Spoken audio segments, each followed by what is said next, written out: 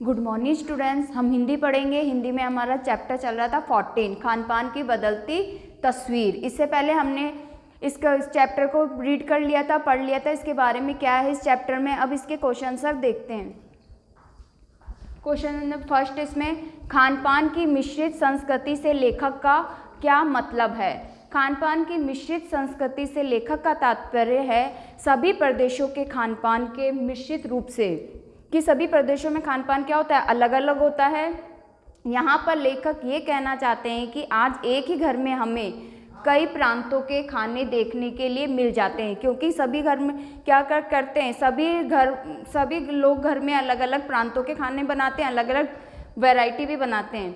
लोगों ने उद्योग, नौकरियों व तबादलों के कारण अपनी पसंद के पर एक दूसरे की प्रांत की खाने की चीज़ों को अपने भोज्य पदार्थों में शामिल किया है। कई लोग होते हैं दूसरे प्रांतों में, उसकी नौकरियां लग जाती है, तबादले हो जाते हैं, उस कारण भी वे वहाँ की चीज़ों को पसंद करने लग जाते हैं। वही चीज़ें जब अपने घर आते हैं तो वही वैरायटी या वही डिशेज बनाने लग जाते हैं, इसलिए एक दूसरे के प्रांतों की खाने की चीज़ें हम पसंद करने लग गए हैं। सेकेंड क्वेश्चन है आपका, खान पान में बदलाव के कौन से फायदे हैं, फिर लेखक इस बदलाव को लेकर चिंतित क्यों है। क्या क्या फ़ायदे हैं इस खान पान के बदलाव से, कौन कौन से फ़ायदे हमने देखने को मिले हैं। विभिन्न प्रदेशों की संस्कृतियों को जानने और समझने का मौका मिल जाता है। जो भी विभिन्न प्रदेश है वो वहाँ की संस्कृति कैसे है, कैसा खान पान है, वो सब चीज़ें हमें जानने का मौका मिल जाता है। ये सब चीज़ें किसमें होती, खान पान के बदलाव के कारण। दूसरा है राष्ट्रीय एकता को बढ़ावा मिलता है। हम दूसरे देशों की खान पान की चीज़ें देखते हैं, उनको पसंद करते हैं, इससे उस देश के प्रति हमारा राष्ट्रीय एकता का व्यवहार भी मिलता है और राष्ट्रीय एकता को बढ़ावा मिलता है। थर्ड पॉइंट है आपके, देश विदेश के व्यंजनों खान पान के बारे में पता चल जाता है। इससे हमें खान पान के बारे में विभिन्न फ़ायदे भी हो जाते हैं कि देश विदेश के जो व्यंजन बन रहे, खान पान बन रहा है, उसके बारे में भी हमें पता चल जाता है कि वहाँ पे क्या प्रसिद्ध है खाने के लिए और क्या नहीं।